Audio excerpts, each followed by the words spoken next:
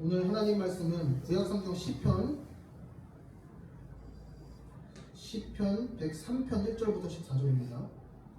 시편 103편 1절부터 14절입니다.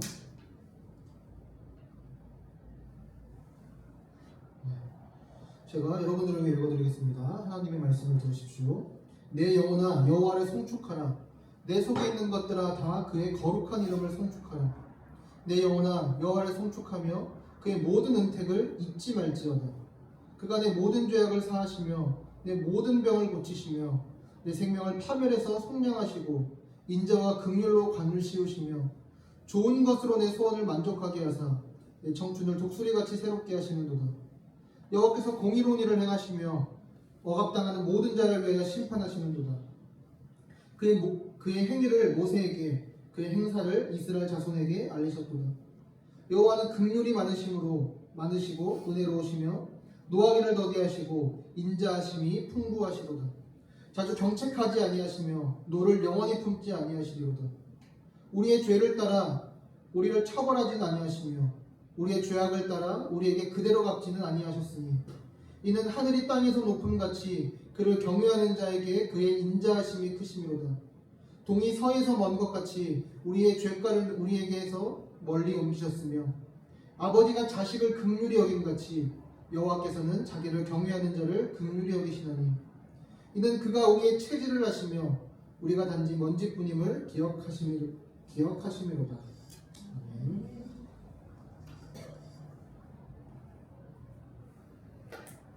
이제 요한 1서가 4장, 5장, 이제 2장 나왔습니다. 그래서 우리가 지난 몇 주간 살펴봤던 그런 주제랑 연결해서 오늘 시편 103편을 통해서 우리가 기억한다는 것, 특별히 우리가 복음을 기억하는 것에 대해서 좀 또 살펴보려고 합니다. 오늘 본문 1절, 2절을 함께 한번 읽어볼까요? 시작! 내 영혼아 여호와를 송축하라. 내 속에 있는 것들아 다 그의 거룩한 이름을 송축하라. 내 영혼아 여호와를 송축하며 그의 모든 은택을 잊지 말지어다. 아멘.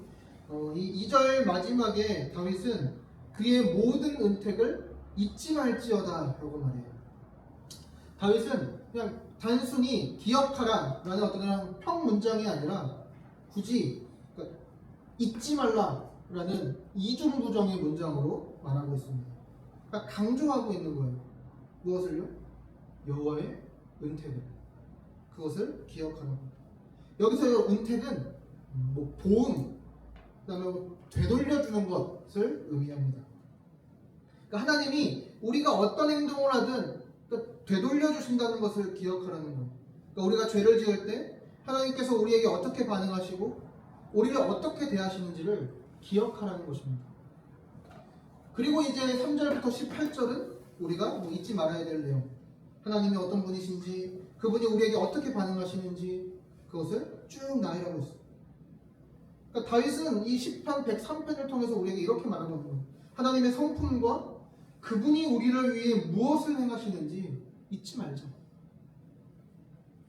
자, 그럼 여러분, 우리 기억한다는 것이 무엇을 의미하는지 좀 더 본격적으로 살펴보겠습니다. 성경 곳곳에 보면요, 우리에게 계속해서 기억하라고 말해요. 좀 몇 개 볼까요? 신명기 5장 15절이에요. 너는 기억하라. 내가 애굽 땅에서 종이 되었더니 내 하나님 여호와가 강한 손과 편팔로 거기서 너를 인도하여 내었나니 그러므로 내 하나님 여호와가 내게 명령하여 안식일을 지키라 하느니라. 또 전도서에도 보면요, 너는 청년의 때에 너의 창조주를 기억하라 했습니다. 이사야 46장 9절도 봅시다. 너희는 옛적 일을 기억하라. 나는 하나님이라 나 외에 다른 이가 없느니라. 나는 하나님이라 나 같은 이가 없느니라. 그럼 신약에도 보면 있어요. 디모데후서 2장 8절입니다. 내가 전한 복음대로 다윗의 시로 죽은 자 가운데서 다시 살아나신 예수 그리스도를 기억하라. 성경은 계속 우리에게 기억하라고 얘기해요. 성경 곳곳에서 우리에게 말씀하듯 우리가 하나님을 대하는 가장 올바른 방법은 기억하는 거예요. 그러면 반대로 잘못된 신앙생활의 방법은 무엇일까요? 잊는 거예요. 그럼 기억한다는 것이 무엇입니까? 기억한다는 것은 단순히 어떤 정보를 암기한다는 의미가 아니에요. 그 정보가 우리의 삶, 생활 태도, 행동, 그 모든 것을 지배하고 통제하는 거예요. 그 특정 정보에 내 삶의 주도권을 내어준다는 것입니다. 그러니까 하나님의 모든 은택을 우리가 기억한다는 것이 무슨 뜻입니까? 하나님이 우리를 위해 하신 모든 일에 내 사고방식, 내 행동, 내 생활 태도를 맞추는 거예요. 그럼 반대로 잊는다는 것은 뭐예요? 꼭 기억해야 하는 그 정보가 우리의 삶을 지배하지도 않고 나에게 별로 중요하게 느껴지지 않는다는 겁니다. 앨런 로스라는 구약학자가 이 시편 주석에서 이렇게 말합니다. 잊는다는 것은 기억하지 못하는 것이라기보다는 의도적으로 하나님의 선하심을 무시하고 그분의 뜻에 불순종하는 행위를 가리킵니다. 틴킬러 목사님은 이렇게 말합니다. 이스라엘이 하나님을 잊었다는 말은 이스라엘이 하나님에 대해 아는 것에 더 이상 지배받지 않았다는 말이다. 이스라엘은 하나님이 누구신지 무엇을 원하시는지 알았지만 그들에게 더 이상 생생히 다가오지 않았다. 자, 여러분 우리가 지난 몇 달간 일과 영성을 읽으면서 했던 게 뭐예요? 우리 일터에서 하나님이 어떤 분이신지, 그분이 우리에게 베푸신 은혜가 우리 직장에서 어떻게 드러나야 되는지 적용하는 것이었어요. 그러니까 한마디로 기억하는 것이에요. 세상은 자꾸 일이 나의 자아를 실현하는 수단이라고, 아니면 그저 먹고 살기 위한 돈벌이 수단이라고, 그것을 기억하라고 해요. 그러면서 하나님을 잊게 만듭니다. 하나님이 우리를 사랑으로 섬기셨다는 것, 그래서 우리도 우리의 일터에서 사랑으로 섬기기 위해 보냄받았다는 것을 잊게 만드는 거죠. 우리는 그래서 반대로 세상이 잊게 만드는 이것을 기억해야 합니다. 결혼과 또 가정에 대해서, 아니면 더 나아가서 독신에 대해서도, 우리가 만나는 친구들과의 관계에 대해서도 우리는 하나님을 잊지 말고 하나님이 우리를 위해 행하신 일들을, 그분의 성품을 기억해야 합니다. 우리가 이것을 기억하지 않을 때 어떻게 될까요? 이사야 51장 13절을 보세요. 하늘을 펴고 땅의 기초를 정하고 너를 지은 자 여호와를 어찌하여 잊어버렸느냐. 너를 멸하려고 준비하는 저 학대자의 분노를 어찌하여 항상 종일 두려워하느냐. 학대자의 분노가 어디 있느냐. 먼저 이사야가 이렇게 말해요. 너는 왜 하나님을 잊었니? 그런 다음에 너는 왜 하나님을 두려워하니? 라고 묻습니다. 우리가 이 말씀을 통해 알 수 있는 게 뭐예요? 우리가 하나님을 잊으면요, 그러면 우리는 하나님이 아닌 다른 무언가를 두려워하게 돼요. 뭐 다른 사람들이거나 다른 가치관. 이 당시에 이스라엘 백성들이 두려워했던 것은 외세의 침략이었어요. 이것은 외세의 침략을 능히 막아주실 수 있는 외세보다 더 강하신 하나님을 잊어버린 결과였습니다. 우리도 마찬가지입니다. 우리도 직장 내에서 뭐 그냥 상사가 될 수도 있고 클라이언트가 될 수도 있고 환자나 고객이 될 수도 있죠. 우리는 그들을 두려워할 때가 있습니다. 단순히 공포심에 벌벌 떤다는 게 아니에요. 그 사람들에게 내 마음이, 또 내 하루가 좌우되고 흔들린다면 그것이 두려워하는 거예요. 그런 의미에서 또 우리는 우리의 불확실한 미래를 두려워하기도 합니다. 뭐 지금까지 내가 경험했던 고통과 슬픔, 또 앞으로 겪게 될지도 모를 고통을 두려워합니다. 내가 그것들을 통제하고 싶어요. 통제하지 못할까봐 두려워합니다. 우리가 어떤 사람이나 또 고통을 두려워하는 가장 큰 이유가 무엇입니까? 하나님보다 그것들을 더 두려워하기 때문에, 하나님보다 더 기억하는 것.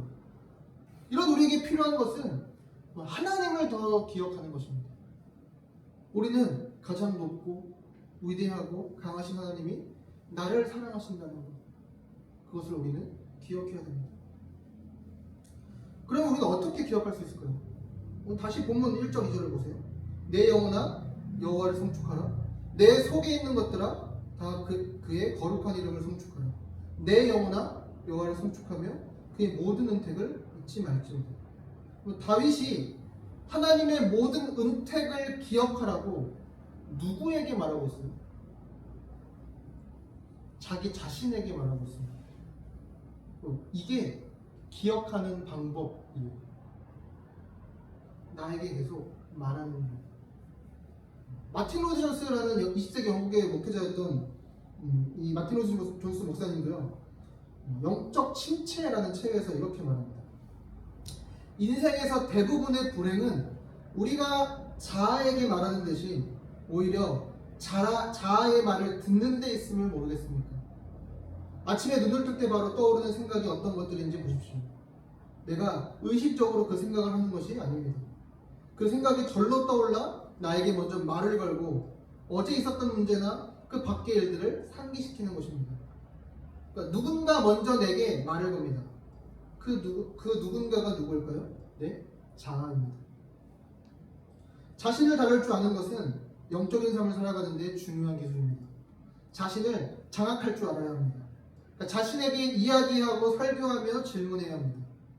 그러니까 그렇게 침체하고 불행한 마음으로 불평만 하지 말고 하나님께 소망을 두어야지 하면서 격려해야 합니다. 계속 하나님을 상기시켜야 합니다. 하나님이 누구시며 무슨 일을 하셨는지, 무엇을 하기로 맹세하셨는지 일깨워야 합니다. 이것을 다른 말로 묵상이라고도 표현할 수 있습니다. 계속해서 나에게 말을 거는 거예요. 어떻게 해요? 하나님께서 나에게 주신 모든 행동과 성품과 생각을 계속해서 다시 생각해보고 계속해서 다시 평가해보는 것입니다. 하나님의 성품과 그분이 하신 일을 우리 기억의 중심으로, 우리의 사고와 삶의 행동 양식의 중심으로 계속해서 끌고 들어가는 거예요. 이것이 묵상이라고 기억하는 것입니다.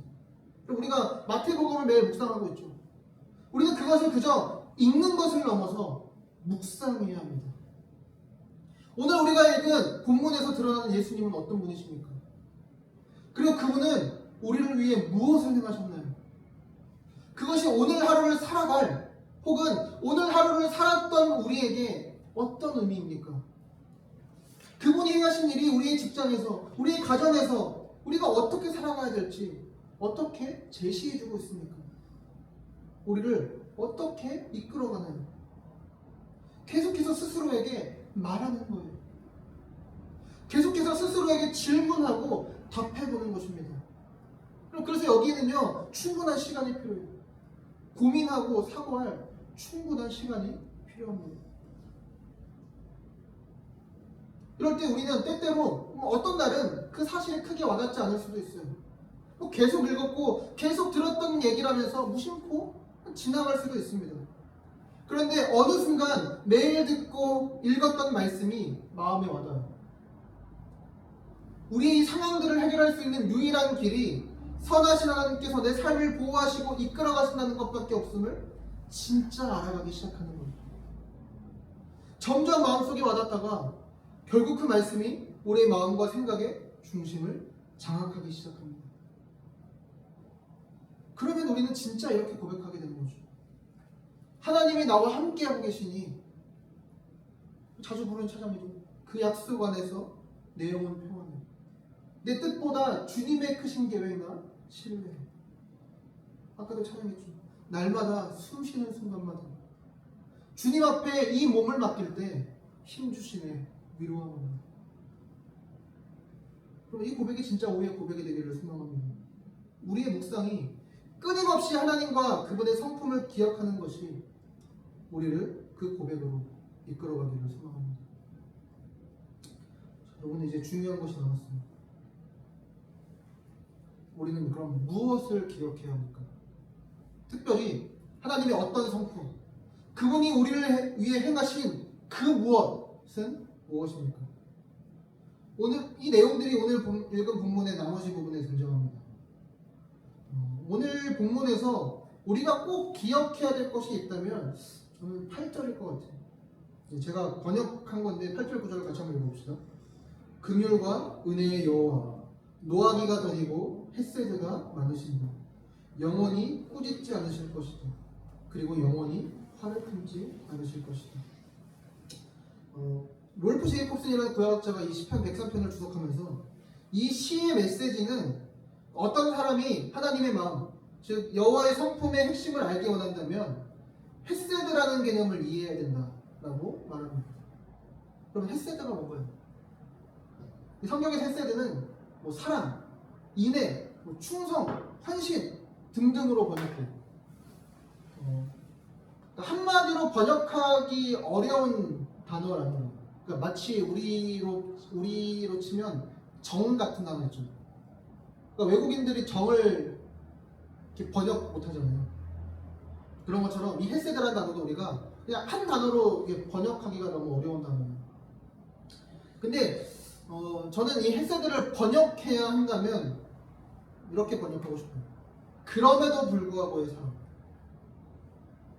내가 어떠하든지 내 상태, 내 형편, 내 자격이 어떠하든지 그럼에도 불구하고 사랑하는 사랑이 이 헤세드의 사랑이라는 것입니다. 여러분 오늘 본문에서 하나님의 헤세드가 어떻게 나타나는지 한번 봅시다. 다윗은 이렇게 고백해요. 3절입니다. 용서하시는 분이다. 내 모든 죄를. 8절이 긍휼과 은혜의 여호와 노하기가 더디고 헤세드가 많으시다. 9절도 보세요. 영원히 꾸짖지 않으실 것이다. 그리고 영원히 화를 품지 않으실 것이다. 10절도 보세요. 우리의 죄에 따라 우리에게 행하지 않으실 것이다. 그리고 우리의 죄에 따라 우리에게 되갚지 않으실 것이다. 또 13절도 볼까요? 아버지가 아들을 긍휼히 여김같이 여호와께서 그분을 두려워하는 자를 긍휼히 여기신다. 헤세드의 사랑. 그럼에도 불구하고의 사랑을 가장 잘 보여주는 사랑이 이 부모의 사랑, 아버지의 사랑이겠죠. 그리고 14절 마지막 14절도 보세요. 왜냐하면 우리의 구조를 아시는 분, 그분이요 우리가 뭔지라는 것을 기억하신다. 이 14절은 왜냐하면 그분은 우리가 어떻게 만들어졌는지를 아시고 우리가 뭔지라는 것을 기억하신다 라고도 번역할 수 있어요. 그리고 이 14절이 우리는 그냥 보면 잘 모르겠지만 이 창세기 2장 7절을 연상시키거든요. 여호와 하나님이 땅의 흙으로 사람을 지으시고 라고 되어 있는데, 그러니까 여기서 우리의 구조 혹은 만들어졌다가 지으시고 라는 단어랑 똑같은 단어예요. 그리고 먼지가 이 흙과 똑같은 단어예요.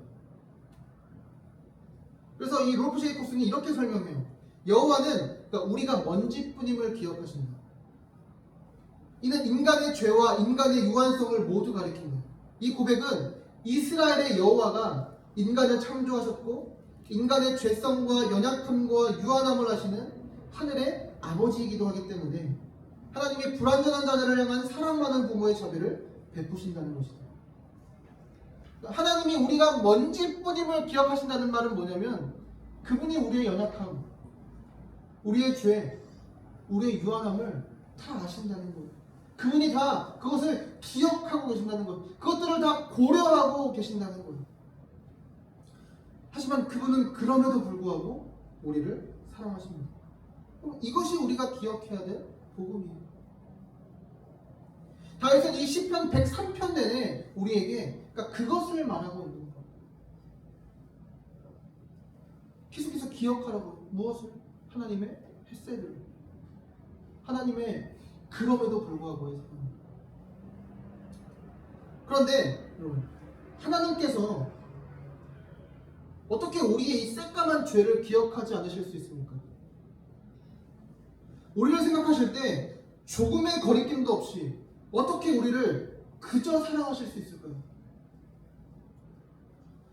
이 시편 103편을 읽었거나 들었던 이 당시의 사람들은 이 말씀을 듣고 약간 의아했을 거예요.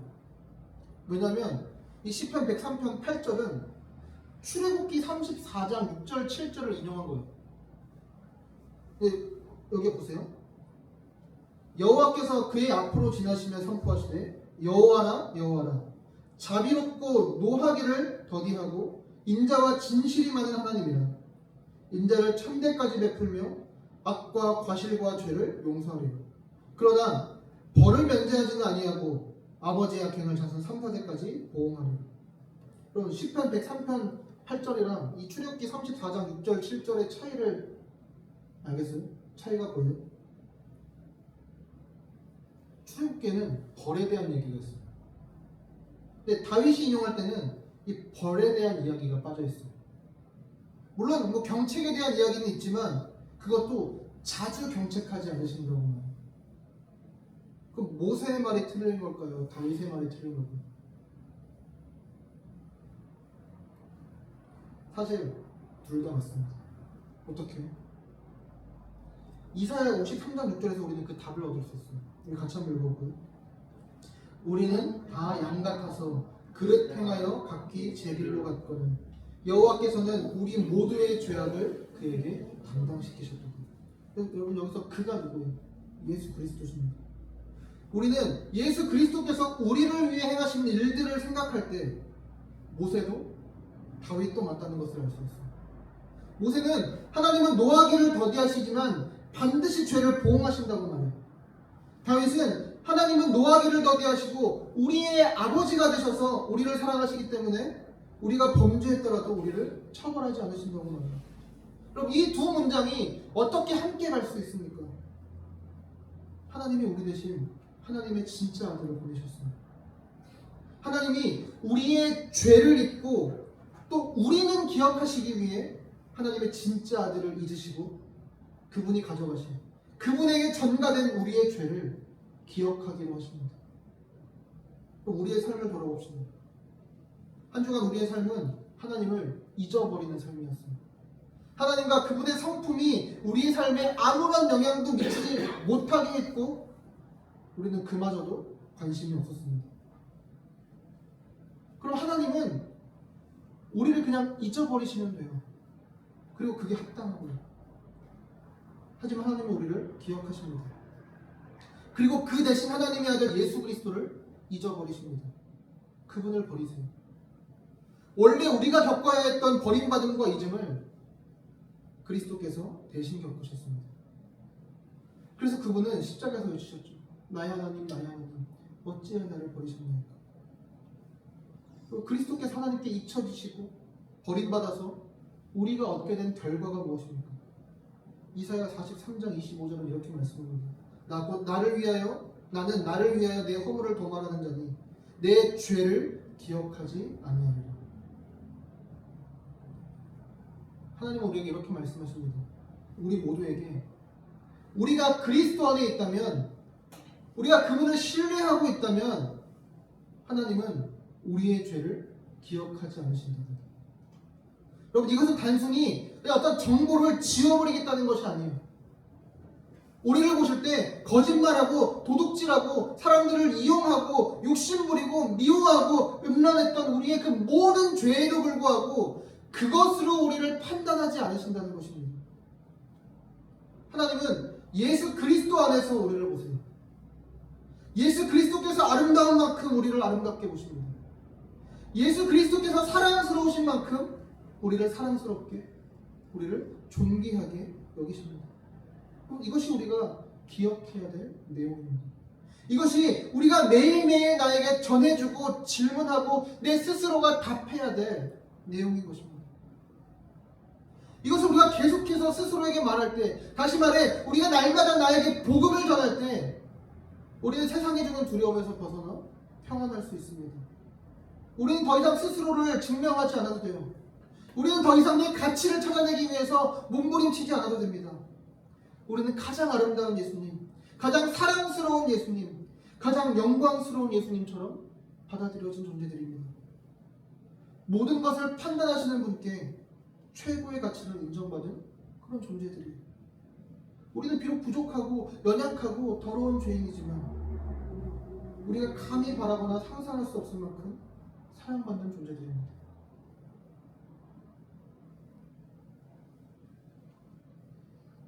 마지막으로 이것으로 이제 적용하고 마치겠습니다.